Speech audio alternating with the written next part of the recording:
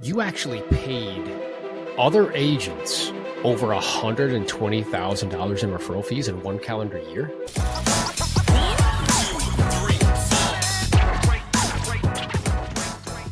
I did that. It was great to send out all those referral checks to my partners across the Yeah, country. I think that's wonderful. I think they were very pleased to receive them, as you were pleased to facilitate those transactions. So, one of the things that I really appreciate and respect about you, Darnell, is that you have created a niche for yourself where you get a very reasonable, good size amount of business from other agents. So, I wanted to bring you to the platform so we can unpack that and see precisely kind of how that came about. And I know you've shared with me before, initially it wasn't like purposeful and intentional. It just kind of started to happen, right? Can you share a little bit about how that took place? Yeah, so I noticed on all these various Facebook groups, like referrals were going out, and I wasn't really getting any of them, and I realized that it was a relationship thing. And this also happened by mistake because during the pandemic, I was sick and tired of being home like everyone else, and I noticed that there were still conferences going on. There were still I'm part of young professionals group, and they were doing launches and many local events. So I would travel the country to go to these events, or I would even just travel just to travel because flights were literally like $30 at that time. So I would just go two, three, four times a month even to a new city. I'd go to that city and say I'd post on Facebook, "Hey, I'm in town. I'd love to mastermind. Who would like to join?" And I'd get literally 20 to 30 people that would raise their hand, and maybe about 10 to 12 would show up on occasion, but we would mastermind and build relationships with one another from city to city. It's interesting. So really as a byproduct of, being in kind of the house sort of thing, you're like, man, I got to get out of here. So you started to go to events. And as you started to go to events, it's really in alignment with your natural disposition because we've been working, not only have we known each other for a while, we used to work at the same office before I transitioned to EXP. And, we've been working together in a coaching capacity for, I don't know, like a couple months now, 4 or 5 months. Your natural disposition is relationships. I mean, it's what you do very, very well. It's like your superpower. So you kind of, without consciously and purposefully creating a plan around that to get business from other agents, it just kind of happened. You're like, well, I just want to hang out with people. So let me go to these events. And what did you start to notice as you did that? Like, so you start to notice events, I'm imagining you weren't there like, hey guys, I'm your resource here. No, it was just like hanging out, having a good time. And then you noticed people were sending you referrals. Yeah, basically. So in business and life, like people need to like you first, right? They need to like you, then trust you, then you'll get the business. So I just always like to be, easygoing, likable. I like to also set like the dinner plans for the groups I'm in. And when there's a mastermind opportunity or anytime there's an event or conference I'm at, I'll always say, "Hey, I made a reservation for 6 p.m. I have some space. Who would like to join me or join us for dinner?" So I'm always the guy that has reservations planned so other people don't have to think about it. And people now know basically from city to city that I go to when I'm at an event, like, hey, let's figure out where Darnell is eating. Let's join him, or even if we can't find him at his time, we know that's the place to be or the place to eat at in town. So it's kind of like just something I'm known for now, and now people want to be in my circle, or they want to get to know me because that's one of the things that I do. And now that they know me and like me, then they always make me aware of opportunities, whether it's their own opportunity that they have for a client to refer me, or someone in their office, or somebody in a Facebook group, because now they've met me in person. I'm not just some person on the internet that they're tagging. Like they've conversation with me. They're in relation with me. So that's greatly helps me grow my referral business.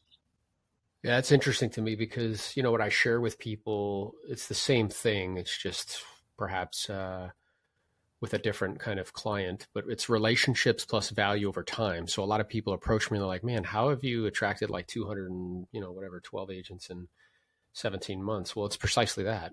It's relationships plus adding value over time. So the value that you were adding in those circumstances is convenience. They don't have to think about where to go or where to go. You're like, hey, I already made these reservations. right? You're already putting together groups of people and making it convenient for them to show up. And then while they're there, you meet them in the physical form. They get to talk to you and decide if they like you and if they trust you. And then when it comes time to do business, you're the person that they think about versus somebody else who's just, I don't know, sending, we've all received as agents those monthly things like, hey, I'm your agent in Naples. If you have a referral, send it. And what I'm aware of is like, I would get those all the time. And like, I don't even look at that stuff, right? I just blow right past it. That's subscribed. Yeah. And I think the mistake that people make is that they think that they can do high tech without high touch. And what you're really describing to people is high touch. Oh yeah, I'm very high touch and not very high tech at all. Like I'm embarrassed to say I don't have these people on an email list as of yet. I have them all organized and segmented, but I haven't implemented that yet. So that's my thing is providing value, whether it's in on Facebook or Instagram, and a lot of these different private group chats that I'm in, many of which that I formed at these events for on different topics. But it's just to provide value in any way because like you said, we all receive them. We receive these emails like, this is what's going on in Arkansas, or I have this open house today in Washington State. Like, how does that benefit us? So That's this right. always come from value. Yeah, and what comes up for me, I know that's one of the things we've discussed, like on coaching calls, is like, hey, get them all in one place, and then coming up with creative ways of adding value. Things like, hey, I was just at this event because I know you go to a lot of events. Here's my one takeaway. Hope it helps. Or, hey, I was just on a call with my coach and we discussed this. I thought it was interesting. I wanted to share with you. That's far more valuable than Darnell sending you an email once a month that is a templated email that is not unique in any way, and it's like, hey, remember me. If you have referrals in Orlando, please call me. Like it's not really adding value in any way. It's not going to cause you to stand Well, out. not at all.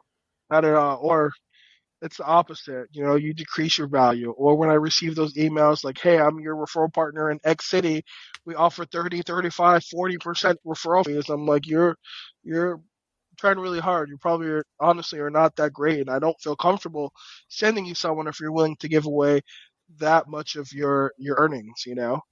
So Yeah. that's also a red flag. Yeah. And then what comes up for me is the other thing we talked about too, is instead of just having, some email with that information, but you sending a video, perhaps a bomb video, where there is a thumbnail that's automated and they can see you again. They're like, oh yeah, that's Darnell, man. Like I that guy's awesome. He's the one who scheduled the party and stuff. And like, we all got together, or he scheduled the dinner. And then you can speak to them and tell them like, yeah, I was just at this event and I wanted to share this with you because I think it would be helpful. I dropped below a link to a video, or I dropped below a link to my notes, and hope that it can help you in some way. And again, if I could be a service and add value to you or your clients in any way, just let us know. Thanks so much. Make it a great day, sort of thing. And that's far more valuable, 10 times more valuable than just this like, hey, I'm an agent. Hey, I'm an agent. Hey, I'm an agent.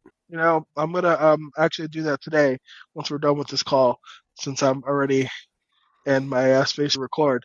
But something I also do too, I for a lot of these events, unless it's like a major conference, I'll actually look for the group that is doing a shared Airbnb, for example. There may be 5, 10. I went to an event this past week and there was 16, 17 people in a house. Like there was a 15-bedroom house. So it worked, and it was kind of like the real world almost, but everyone got along and it was a great opportunity to build really strong relationships with these 14 other people from across the country.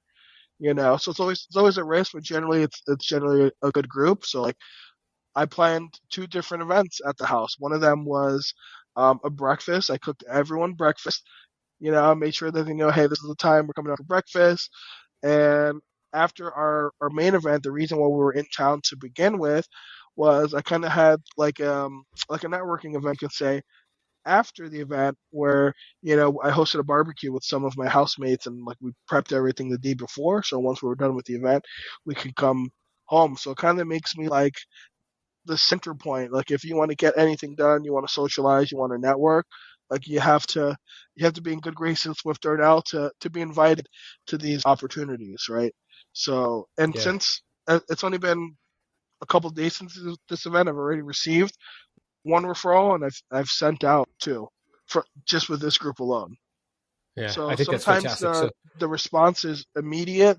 Sometimes it could take a couple of months, but oftentimes I'll see a referral from any of these events within 1 to 3 weeks. yeah, I think that's awesome. So I wrote down a couple things. Like one, you're becoming the super connector. So you're making yourself kind of the center of the social interactions. You're sharing a particular skill set that you have, which is cooking. And you're also adding value because it's convenient. Somebody else doesn't have to do it. Somebody's going to have to do it. And as such, again, you're formulating relationships. The other thing that I want to talk about too, and then we'll get into some of the kind of misnomers that people have. What I'm aware of is you're playing a long game. And I think people have a tendency to want to play short games. Like, what can I do right now so I could do a deal because they're in a kind of scarcity mode, like they need money to pay bills. But they don't recognize like long games take a while to cultivating relationships with people is a long game. You know, it may not happen like right away. It's multiple touches over an extended period of time.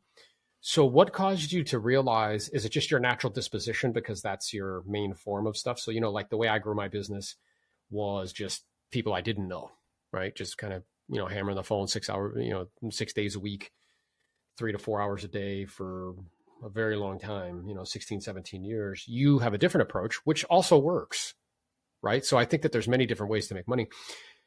Mine was very kind of short term focused, like who could I do a deal with now? Yours is more long term focused, like how can I cultivate this relationship over time? So have you always had a mental map of long term focus, or is that just because of who you are as a person and what your natural disposition is? I think it's natural to me and who I am. And once I realized why it was happening, then I became more intentional on it. Like maybe about maybe about 3 years ago, I finally agreed to do a coaching session. Um, I was what you would call uncoachable a couple years ago. So with my team leader at the time, I don't remember who it was. Um, and I'm like, okay, I'll agree. And before our meeting, I signed up for like Mojo and Vulcan 7, and I did all these things that I thought like a coach would want to hear, right? Like this is what I have to do to be successful. So the first thing my coach did was go ahead and made me write out now all of the deals I had in this past year. What was the source of them? Because I never tracked that. I never like knew where they came from, and I started to write it down, and I realized like they're referrals or they're coming from social media. And he's like, "Why would you do something you don't like? Why don't you just double down on what you're doing?" And that was at the beginning of the pandemic, and I realized like this is what I have to do. So I literally doubled down overnight and was intentional and came with that type of lead generation or relationship building for my business. I still do a lot of open houses, and that was the number one source of my business. It's the number two source of my personal business, and the number one source for my team today is open houses. So it's still a huge part, but the relationship thing is definitely as large or greater than the open house part of our business. Yeah, and it's a long term game again because it takes a while to cultivate all those relationships. But then once you do, they become a source that, you know, pumps out, you know, the majority of the deals. I'm wondering too, I know it's a little bit of a digression, but I'm wondering because now I mean, you very much so believe in personal growth and development and coaching. I think you have multiple coaches at the moment, one other than me. So what caused that massive shift? Because that's a pretty radical shift in a short period of time. Or what caused you to be uncoachable? Like, what were you thinking to yourself? Like, I don't need help, or what was it? Yeah, I don't need help. I came from starting two large organizations out of my sister's garage. I had 80 employees at one point. Never went to college, never had any formal training, was never a supervisor or manager or held those positions at any of my previous employees. I just started from like the ground up and built a large organization. So I felt like I didn't need to do what everyone else is doing. I had an ego, right? Like I'm smarter than everyone else. Like I don't need to hear what anyone else has to say. I've written scripts for my employees. So I had a telemarketing business. Like I don't need to follow this. And then just go to these events and realizing that all of the successful people, no matter what level they're on, every single one of them mentions their coach or they have multiple coaches for different areas of their life. And I'm like, okay, like they're not too good for a coach. Who the heck am I? Like I'm definitely not too good for a coach. And it was about just under 2 years ago where I hired my first coach Yeah, and it's I awesome. realized the change in my business. And like now I have systems and models and there's a procedure for just about everything. A lot of things are are automated. So I was just waking up every day and just whenever I felt like it, just go on with the flow, and I'd make hundreds of thousands of dollars. So to me, it's like, why do I need to listen to anyone where when I'm so successful now? In hindsight, I was not. But at the Yeah. moment, I felt super successful and unstoppable. Like, what is a coach going to contribute to my life? Yeah, it's funny you say that, dude. I remember, and I appreciate your authenticity. I think a lot of people will relate to that. I remember this guy I was talking to where he was reaching out to me as far as coaching, and his initial response was similar to yours. That a couple $100,000 in income, I'm super successful. Why do I need anybody's help? You know what I said to him? I was like, dude, that's what my tax bill is. Like, why are you imagining that you're like, Matt? And that wasn't an ego thing. It was just a general like observation. Like, why am I imagining like I made it? And even me, like as a, someone who people look to for coaching and guidance, I currently have 4 different people in my life that I would perceive to be coaches, one for business, one for my physical health, one for taxes. Right. So I always have to be constantly learning and growing. Otherwise, I'll go backwards. So let's talk about, I know you go to large events that are put on by either franchises or things of that nature, but you also do a lot hyper local. So talk about the differences between those events and also how someone might perceive the local thing. Like, why are you meeting with local agents, bro? Like, they're not going to give you any referrals. So I love both. I love the large national event. I love the small national events, and I love the local events as well. And I go to each one for different reasons. And to be honest with you, these days I don't really go into the sessions anymore. So I've noticed it's like the same things on repeat, just with different titles and different people, but it's always the same information. We know what we have to do. So I'm there just to be face to face, belly to belly with people, either my current partners and friends, or I'm there nurturing new relationships or people that I want in my circle or circles that I want to be in. So that's why I go to the national ones, because there's literally thousands, anywhere depending on which conference I go to, anywhere from 9,000 to 18 to 20,000 agents from across the country there. Then I go to, I would consider it a medium sized event. There are about 600 to 1,000 agents. I go to 2 or 3 of those a year. And same thing, you get to more one-on-one time with people. You get to see each other more frequently because it's a smaller venue, right? There's usually only one room. There's not like dozens of training rooms and conference rooms to go to. So you get to spend a lot more one-on-one time with people. You pass each other a lot, get to know one another. And then the local events. Local events are great for multiple reasons. Sometimes I do generate referrals from there because not everyone is willing to work the same radius as you are. So if they know that you work in an area, they'll give you the deal. Even though they're only 30 minutes away from you, they don't necessarily want to travel somewhere that you may want to travel. So I still get local referrals, but it's also just great to build relationships with local agents because these are the people that we're doing deals with. So once I see a listing that a buyer likes and I know the listing agent, or we sit on a board together, or we've met at an event, that's a quick phone call, right? Like, what do we need to do to get this client under contract so we can work together? And vice versa. If I have a listing, I see an offer come in or receive a phone call from someone I know, like you're more than likely going to want to make it work with that person because you know them, you like them, it's going to be, typically a smoother transaction. So all of the 3 different types of events I mentioned all have their own unique value to me. Yeah, it's awesome. I'm just writing stuff down. So the small events, I understand the big events because these are people from all across the country and in different states who may have people that are moving, let's say, to South Florida. So, perhaps there's referral opportunities. At the same time, those are very big in nature. So the amount of kind of direct, meaningful connection you can make with people is probably going to be a little bit smaller. The local events, because of the size, you can connect at a higher level and get to know people, formulate stronger relationships.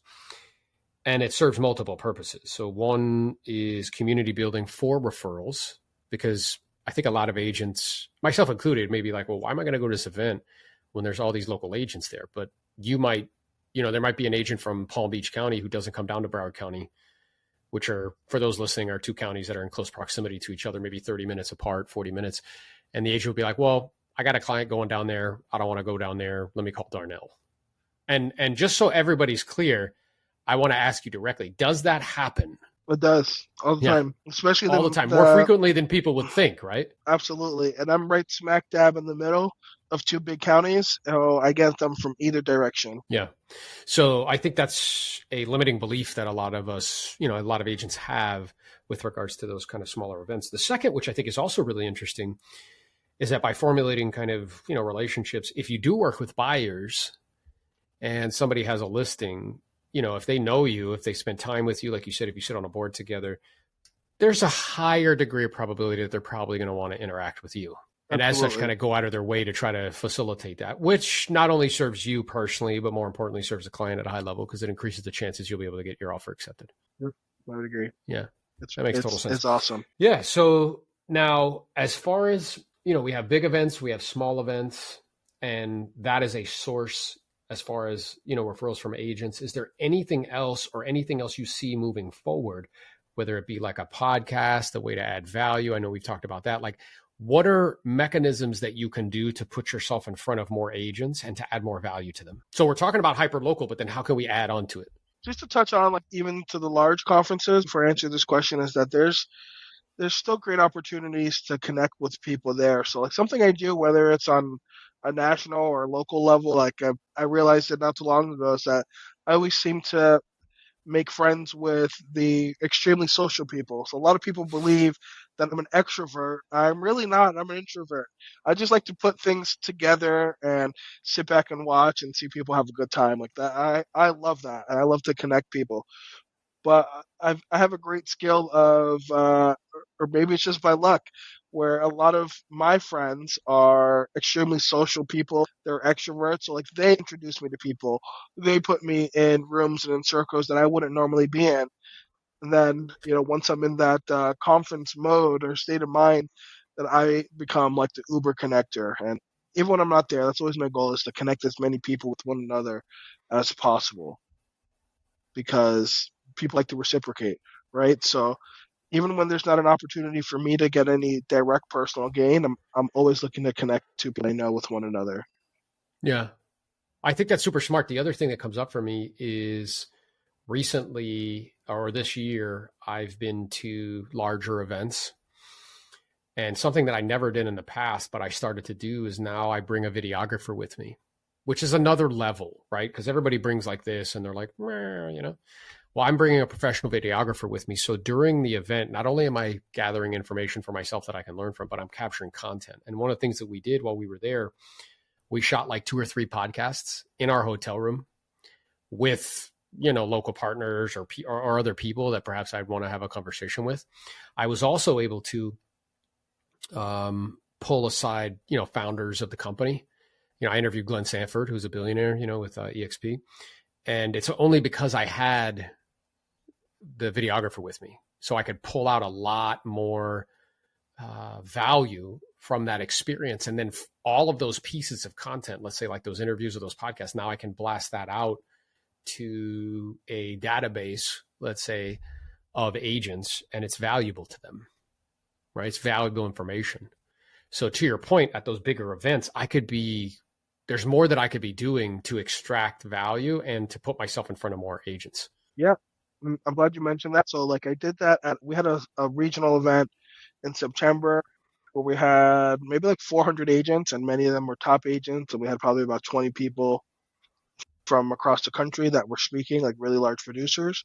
But we also had our president of my franchise in town, and I just reached out to him on a whim, less than 24 hours in advance, like, hey, would you be open to being interviewed? Because I don't have a podcast, I didn't, and yes, I literally had to scramble and find a location, call a videographer, get the equipment in, and we had a wonderful conversation.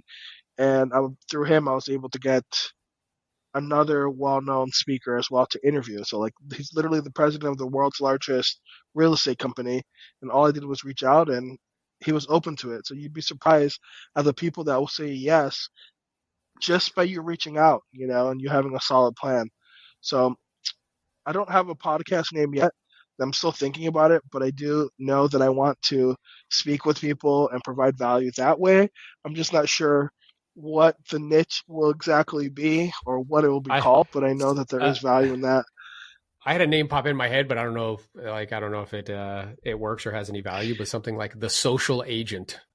So yeah, like this idea that there's different ways to put yourself in front of more people, but it begins with leading with value. So that conversation, let's say with that individual, is valuable to others, right? And media, what I've been sharing with people lately is that skills plus media scales exponentially. So I think what we don't realize is that essentially what's happened with these platforms is they've made production free, or distribution, excuse me. Distribution is free. Where it used to be, in order to get your message distributed, they were gatekeepers and you had to pay a lot of money to be able to distribute the message.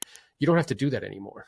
And like, this month alone, this isn't making it about me, but just to kind of demonstrate that, I've touched 1 million accounts on Instagram in 30 days. That's 1 million individuals that have seen me, which is wild, right? And of those million, let's say there's, 100 agents who have to send a referral somewhere. Well, if they see me frequently enough, they know, like, and trust me. So what you're saying you can do in two worlds. You can do it in the physical world, which you're very, very good at, right? With flying to geographic locations, spending time with people, being the super connector, adding value, getting to know people, right? And that works. It's awesome. It can be magnified in the digital world because then that is much more scalable, right? Because that can go anywhere there's an internet connection, and inputs and outputs are disconnected. So in other words, like if I go to one event, like I might get like one input out, right? It's like a 1-to-1 ratio. Well, you can post one thing and have 30,000 people watch it. So the inputs and outputs are disconnected, which is what I want. And I know that's one of the things we've talked about is like really adding that digital component to what you're doing, because it would just take it to a whole nother level. Yep. I'm working on it now, thanks to the creative company. And I'm filming content. I'm just creating a library right now. I have a couple of other podcasts I've done that we're taking snippets out of. I just want to make sure that I have a sizable library before I begin, because I want to make sure that I'm consistent with it. So I had an interesting conversation, two conversations this past week. One of them was with a friend from Wisconsin, of all places, and she created a local Instagram, and she's phenomenal results. But the only reason she created it because another friend of mine from Illinois told her that she should do it. She needs to be the resource, right? So like we can't just post like, hey, look at me, I'm this awesome agent, I just sold this house, or I just put my buyers under contract, or I have this open house. They're doing community related stuff, which is like something I love and I have a passion for, and I do it on a low quality scale, low quality basis anyway. So now I'm going to be intentional with it, and I'm starting a local page to showcase, what's going on in town. Just to be that person in town that shares what's going on, like restaurant reviews, events to do, parks, museums, things of that nature, attractions to see. And my friend posted it yesterday from Illinois. He's been consistent for the last month. He's only had this page for 6 months, but he has nearly 400,000 views just for being consistent in 4 months, because he's able to get his word out there on a much larger scale doing it that way versus saying, hey, do you want to buy or sell a house with me? Like, the public doesn't want to see that. Yeah, no, That's they don't. how it provides value. Yep. So a couple things come up for me. One is, personally, what my guidance would be is to not separate those pages. I would have them be the same. Like, you are the brand and you are the business. So I'd be posting that content on your personal thing. The other thing that is true is that people confuse the term social media, because at first it was on the social graph, meaning like, okay, what are my friends doing? What are they watching? Right. But because of TikTok, it's no longer on the social graph. It's on the interest graph. So TikTok only puts things in front of you that you are actually interested in seeing. So most people do media wrong. They're still doing social media when it's not anymore. It's media. And when you think about media, like if I was to ask you to name media companies, you'd be like, okay, like, I don't know, Disney, that's a media company. It's entertainment. Netflix is a media company. The news, for the most part, is media, but half of that is entertainment, So, but most people are showing pictures of where they are and what they're eating. And it's like, guys, that's not media. That's social, right? But doing media things, so on the interest graph is whoever lives in this geographic area, would they be interested in the best restaurants, the best this, the best that? Yes. That is the interest graph. If somebody's moving to a geographic area, would they be interested in what's the schools like? And if you interviewed the local principal, and if you interviewed the chief of police, and if you do all this other stuff, yes, because they're interested in that, right? And then to your point, and it took me a while to learn this. It took me about 15 months to learn it. And once I figured it out, then we saw explosive growth in that geographic, in that, not just geographically, but also in, just everywhere. And by growth, I mean the amount of accounts we're reaching and the amount of views that we're getting on a regular basis. The other thing you mentioned about consistency, I think, is very interesting because it took me 15 months of posting 3 to 4 times a day on all channels, meaning short form like TikTok, YouTube Shorts, and Instagram, to get to 10,000 followers on Instagram. And then once I got to 10,000, it only took me 2 months after that to get to currently we're at 34,000. And what I don't think people recognize, there's 1.6 billion Instagram accounts. There's only 116,000 that have more than 20,000 followers. I know it seems like it's a lot, but it's not. Same thing is true on YouTube. There's only, out of 150 million channels, there's only 10 million that get more than 1,000 subscribers. That's it. So the barrier to entry is consistency. These platforms are like testing you. Can you consistently and reliably deliver content, media that is both fun and entertaining, that people want, that they're interested in, that they want to watch? And if you can, then you get rewarded disproportionately for your efforts, right? So I think it's understanding that and then seeing is that something that it's worth investing in. Because one of the things that people say to me all the time, Darnell, is like, how do I know that if I post this thing, I'm going to get a deal? And I'm like, dude, you're thinking about this wrong. This is a long game, right? Which I'm sure is what people say to you. They're like, well, how do I know if I go to one event and I do something with agents that I'm going to get a deal? Exactly what they say to me. And I've had agents, local agents, friends, colleagues in the office that have tried to shadow me and come to the events that I frequent, and they drop quickly and they say the same things. I didn't get any business. I went to 3 events, I didn't get a single piece of business, and it's not a short game. It's not something that you're going to necessarily see results from right away. And just being there, it's not going to get you the business either. Like, what did you do to cultivate this relationship? What value did you provide to this person or to this group? Just being there is not enough. Yeah, it's like a reoccurring theme is where you have to add value, right? It's kind of like what you said to me. You're like, well, when you reached out in terms of coaching and stuff, I'm like, well, I know you have a lot of options at your disposal, so why are you reaching out to me? And you're like, look, dude, you're in my market, you're local, and I've watched you do it. I know it's legit. So the value, right? It's relationship plus value over time. And that's the thing that people don't, like you said, they think like, oh, just because I'm here, then I deserve it. Like, no, dude, like you gotta demonstrate value, tremendous amount for someone to be like, yeah, Darnell's the guy. Yeah. Yep. I love that. I've proven myself. People know that if they send me business, if there's a possibility of getting closed, that they're going to get closed, or I'm going to come up with a creative solution to make it happen. I'm going to communicate with them so they know what's going on. They're going to have, updates as well for major events for the transaction, so they can feel like they're a part of it also. They get to congratulate their buyer, seller, whoever it is that they sent over my way. So that's a big part of it as well. Once I've established now, the trust. Makes total sense to me because you actually, when they do send people to you, you deliver. Like your deliverable is legit and you are smart, hardworking, and you have a high level of integrity. So I know you've also taken kind of leadership positions, which is something that I never did. Like people would ask me to do that all the time. And I'm like, nope, I'm good. You've chosen to do that, like leadership positions in like young professionals and like things of that nature. Can you talk a little bit about the logic behind doing that? Because I know that those are volunteer. We talked about this. Those are volunteer positions, right? Volunteer positions. So as we know, like oftentimes, like being a realtor is rather lonely, right? So I got involved in these organizations mostly at the beginning for the social aspect, and also to be around other people that want to think at a high level and want to grow. Generally in these organizations, that's the mindset. Like, how can we be better? And it's a different class of agents, different class of people than you're going to find sitting around the water cooler at your office saying how horrible it is and this job sucks or like this they can't get through with this rebuttal. So I got involved in that, like I said, for those reasons. But as a byproduct, it's also helped my business multiple ways. It's helped my business because it's forced me to learn and to be a better person and a better agent.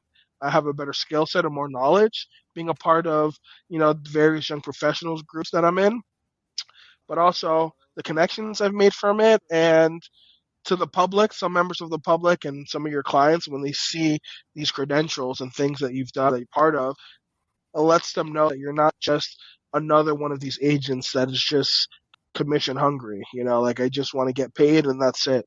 So they see that I'm involved with other aspects of real estate and it just gives me additional credibility, especially when I'm competing against other agents. When I show them my resume and they're comparing with another agent, oftentimes sellers and buyers like that. There are so many that don't care about it at all, and that's okay. But it's definitely helped my business. I see. So one is kind of, acquisition of skills because in a leadership position, you have to deal with lots of humans and learn components of like group organizations. Second is networking because you're meeting, more people and you have more influence because you have a role of, I don't know, like authority or influence. And then the third is a byproduct is sometimes, not always, but sometimes it makes a difference in terms of conversion of opportunities where if you're competing, Yeah, somebody has, not that often, but yeah, yeah, because they don't know what like YPN is. The no, not consumers at all, don't. not at all. Yeah, yeah, yeah. Mm. That's awesome. So then what's the vision for you? Because you're young, and you produce at a high level. So what's the vision moving forward? I know me and you had a conversation recently about like, hey man, like about like looking at like investing in assets so that way you can reclaim some of your time and things of that nature. So what's the vision for you and your business as you move forward? Do you foresee that the referral thing is going to be a large source moving forward? And if so, how are you going to grow it? Like, is your intention to grow the team? Like, what's the goal and objective moving forward? So a lot of moving parts there. So my goal is to get out of production sooner than later, so that way I can focus on growing relationships, creating content, and also mentor my team members as well. So I want to grow the team, help make them better, help them become more productive as well. And then, of course, investing. So what I'm going to start doing first, what I began doing already, is just creating more value by creating more content, right? So more valuable content to share to grow my business and also to help grow my agent partners business as well, sending them monthly emails and videos with what I've learned at a recent conference I was at or a book that I read and actionable items that they can implement immediately, you know, uh, adding team members as well, mentoring them and showing them how to get into production quickly and just really doubling, tripling down on this content, just so that way I get more exposure I get, more business I get, which I can provide to my team so we can all grow so that I can get my time back so I can do other things that I love, which is I love sharing my knowledge, teaching others, and I definitely want to invest in some multifamily properties. Yeah, that's awesome, dude. So, and what caused you to really recognize? Because I hear this theme for you about like content. What caused you for that to click for you to be like, okay, this is a thing. I should be paying attention. I wanted to do it for a while. I just have never like pulled the trigger or like actually came up with a game plan around it. Like during the pandemic, I realized it was a thing also because not only was I traveling a lot, but I was posting a lot more on social media. I saw the engagement I was receiving and just the visibility, and it was getting me more business because I was in front of people, showing what my passions are, what my hobbies are, cooking, going out to eat, exploring, and a lot of people like the same things that you like. So that made me realize that content is king, but also obviously chatting with you and chatting with some of my other friends that are what I call social media influencers and just seeing how they grow their business both personally and professionally. Like 'cause most of my friends have multiple pages. It's rare where I run into someone that just has one page. So like they'll have their personal brand and they'll have like a local brand or whatever hobby or interest is that they have in relation. That's like a niche page for them. But just getting out there and just being in front of more people. So it's more scalable. It's much more scalable. I was having a conversation with someone and they were saying to me, we were kind of like triangulating ideas with believable people. And their mental map of the world is just different than mine. So what he perceived as safe, I perceive as risky. And what he perceives as risky, I perceive as safe. So what he said to me is like, well, how do you know that if you like, pour your time and energy into something, like it could go out of business? And I was like, yeah, it could. And with all of the changes happening in our industry and lawsuits and like all this other stuff, AI, like how we do business or the way we get compensated, as time progresses may change. But what I shared with him is all businesses eventually go away. Amazon sat down with Bezos, and Bezos told the team, he's like, look, in 100 years, we won't be in business anymore. Our intention and our goal as a leadership team is to extend that for as long as possible. Of all the Fortune 500 companies in the last 100 years that have come into the index, there's only 4 that are still in it out of thousands. It's like, well, why? So that demonstrates the relentless, uncompromising, grinding energy of the markets, right? It's very difficult to continue to adapt and evolve to where you can, stay standing. So all companies eventually go out of business. But what I told him, what insulates me from that downside is a personal brand. Because with a personal brand, well, no matter what happens, I have distribution. I can pivot and I can move and I can change. People that do not have that have to depend on a brand, someone else's brand, whether that be a franchise, whether it be a particular company, whether it be something of that nature, right? So that's why what you're saying is super critical. I think everybody understands that that's like a thing, and they're watching the, Logan and his brother use attention to become hectamillionaires, get $10 million for a fight, start Prime Energy drink. They're watching the Kardashians use attention to create cosmetic lines and, become billionaires. They're watching Mr. Beast, do his thing. And they understand conceptually, I think a little bit, but not fully. And that's not an ego thing. It's just true because you've just watched their behavior. It demonstrates they don't really understand it at a high level, right?